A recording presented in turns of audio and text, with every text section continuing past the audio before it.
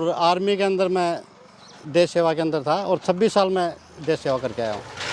पहले लोग ये बोलते थे अब बकरी गरीब का धन है, और मैं आज ये बोल रहा हूँ आपके चैनल के माध्यम से कि बकरी आज ऐसी कीमत हो गई, बकरी गरीब आदमी खरीद नहीं सकता है। किसान भाइयों नमस्कार। किसान भाइयों, आज मैं पहुंचा हूं हरियाणा के नारनौल में फौजी साहब के बकरी फार्म पर। दोस्तों, बकरी पालन की जब भी लोग बात करते हैं तो वहां पर बड़े बड़े सपने वो देखना शुरू कर देते हैं कि इसमें लाखों नहीं हज़ारों की कमाई है, हज़ारों नहीं लाखों की कमाई है, कैलकुलेशन उनकी बढ़ जाती है।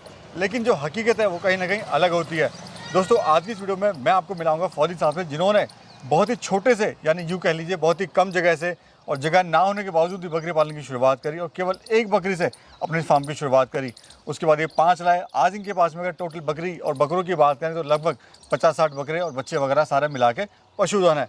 तो आज की इस वीडियो में बताएंगे कैसा इनका काम चल रहा है, कितना इनको इससे प्रॉफिट हो रहा है और कैसा बकरी पालन की बहुत ही कम पूंजी से और बहुत ही जगह कम होने के बावजूद भी शुरुआत कर सकते हैं। तो चलिए सीधा आपको मिलाते हैं फौजी साहब से। सर नमस्कार। नमस्कार सर, नमस्कार। कैसे नमस्कार। बढ़िया सर। कैसे हैं सर? सर बढ़िया है। आपको हमारे फार्म पाने के लिए बहुत बहुत धन्यवाद। जी जी।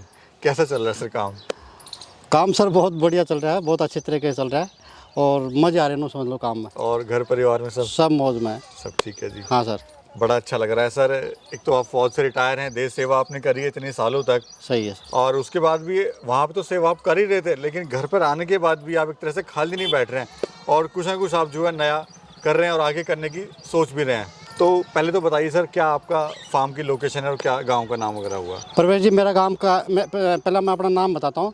मेरा नाम है महाराम और गांव का नाम कारुता और डिस्ट्रिक्ट महेंद्रगढ़ और ये तहसील नारनौल के पास हरियाणा में पड़ता है। हरियाणा में बेसिकली हम लोग खड़े हुए हैं। हाँ बिल्कुल। और उधर कुछ दूर जाने के बाद में राजस्थान की भी शुरुआत होती है। हाँ, राजस्थान भी आ जाता, नज़दीक है, बॉर्डर ही पड़ जाता तकुरीबन। एक तरह से हम बिल्कुल राजस्थान हरियाणा के बॉर्डर पर हाँ खड़े हैं। बिल्कुल बिल्कुल। ठीक है जी, बहुत बढ़िया।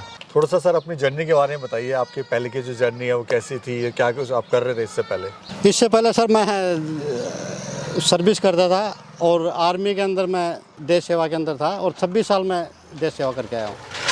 26 साल आपने फौज की नौकरी आपने करी है? बिल्कुल बिल्कुल। तो सर उसके बाद आपने बकरी लाइन में कैसे आना हुआ और क्या प्लानिंग रही आपकी?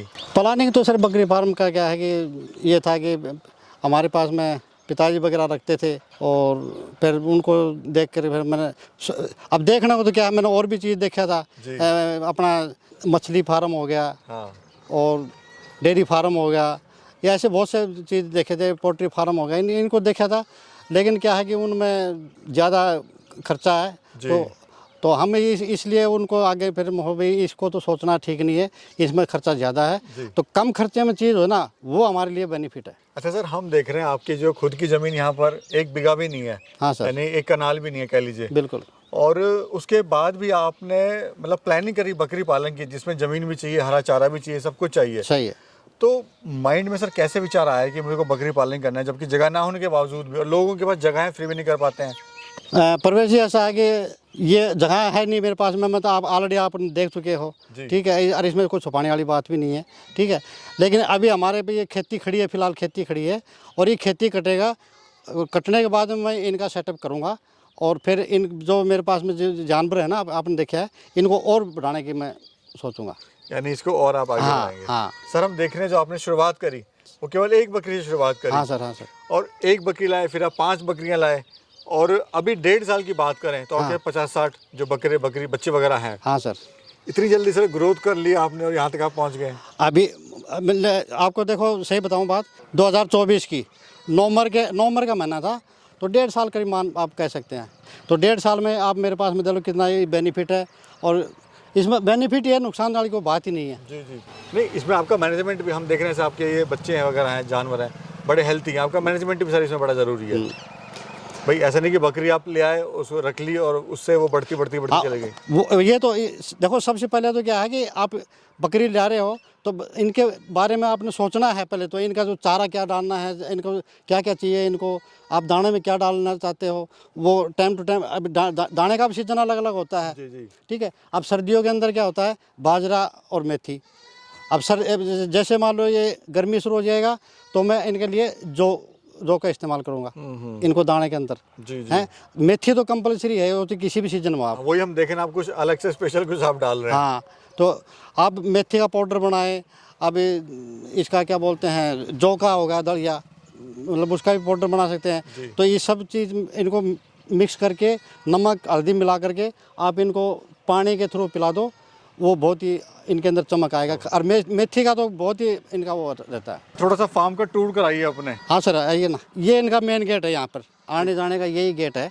बाकी चारों तरफ मैंने उनका बाढ़ कर रखा है, आप कटेली कह सकते हैं। भाई इधर भी हम देख रहे हैं, इधर भी ऑलरेडी बाउंड्री है, उधर खेत है दूसरा, उधर बाउंड्री है। हाँ सर।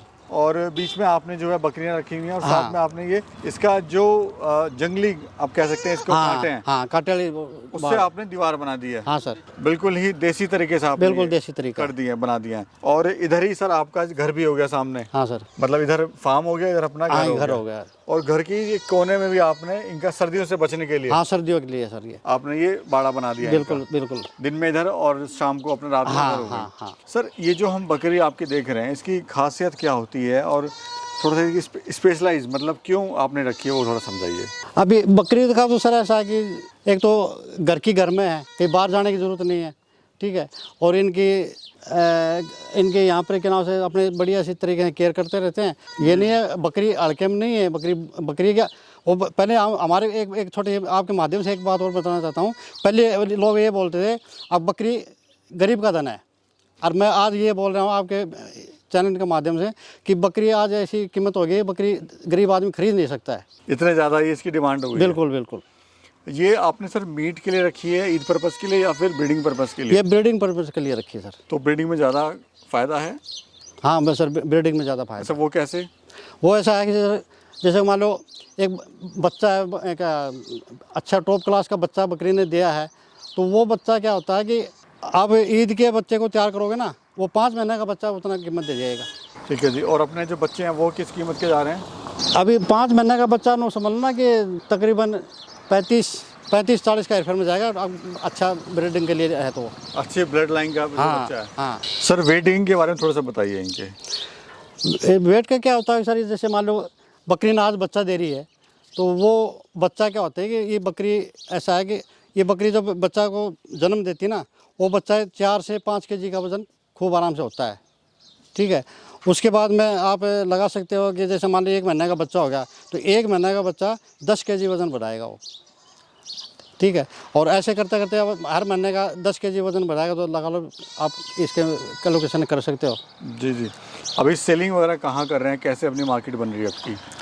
मार्केट सर बढ़िया है, बन रही है। यहाँ से हमारे कहीं जाने की ज़रूरत नहीं है। जो अच्छा बच्चा होता है तो वो पहले ही डिमांड करके रखते हैं, भाई हमारे को देना ब्रीडिंग के लिए, ठीक है। तो खुद ही हमारे पास यहाँ पर आके ले जाते हैं वो।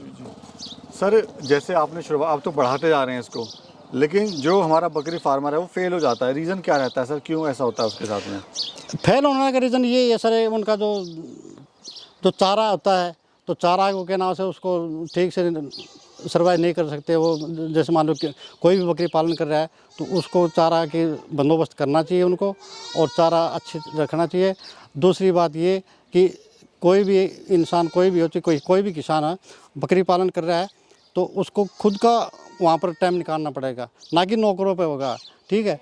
नौकरों पर रखेगा तो वो कभी भी फार्म सक्सेस नहीं हो सकता है, मतलब खुद मेहनत करनी पड़ेगी। बिल्कुल बिल्कुल। सर हमारा जो गरीब किसान है वो कैसे शुरुआत करे बकरी पालन की? देखो मैं तो यही बोलता हूँ, देखो अभी गरीब तो खैर हम किसी को नहीं बोल सकते हैं, ठीक है। हाँ बाकी ये है कि कोई भी इनको बकरियों को पालन करता है तो वो कम से कम बकरियों से शुरू करे, ज़्यादा नहीं करे, कम से मैं उसमें छोटा, जैसे मालूम मैं 1 बकरी शुरू किया था, तो 5 से 10 बकरी मेरे ख्याल से करना चाहिए, कम से शुरुआत करें, बिल्कुल। और उसको बढ़ाते बढ़ाते फिर हाँ आगे लेके चला जाए। अभी सर प्लानिंग क्या है आपकी फ्यूचर की आगे? अभी प्लानिंग ये है सर, इनको क्या है, इनको मैं बढ़ाने की सोच रहा हूँ, अभी और बढ़ जाएगा, ठीक है। तो इनकी अभी खेती मेरे पास में खड़ी है, तो ये खेती कट जाती है, फिर मैं इनको रहने के लिए इनका सेटअप करूँगा। बेसिकली आप इसको आगे बढ़ाएंगे? हाँ। चलिए सर, जो हमारे दर्शक आपको देख रहे हैं उनको आप क्या संदेश देना चाहते हैं? दर्शकों को सर मैं यही बोलूँगा कि नाव से अच्छा पशु पालो, और कोई भी ब्रीड में हम ये नहीं बोल सकते भाई ये हल्की है, अपनी अपनी जगह सभी बकरियां सही है। ठीक है। लेकिन जो खरीद रहे हैं ना उसको ये कहना चाहते हैं कि भाई अच्छा लाओ, अच्छे खरीदो, हेल्थी खरीदो, अच्छा पैसा दे के जाएगा आपको। चलिए सर, बहुत बहुत शुक्रिया सर। नमस्कार धन्यवाद। नमस्कार।